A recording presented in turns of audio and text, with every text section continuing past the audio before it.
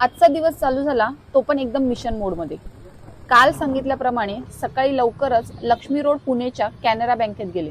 माझं dormant account active करून पिंपरीच्या ब्रँचला transfer केलं.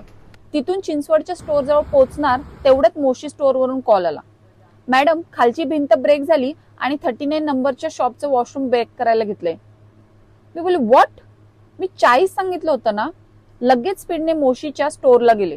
तिथे वेंडरला बघून म्हटलं, भाऊ मी 40 सांगितलं, मग 39 का तोडलं?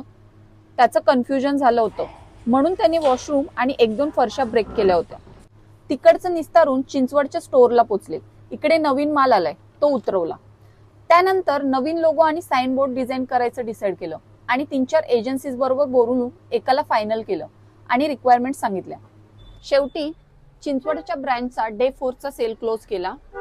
एकंदरीतच आजचा दिवस भन्नाट गेला. पळापळ, गोंधळ आणि थोडं डॅमेज कंट्रोल.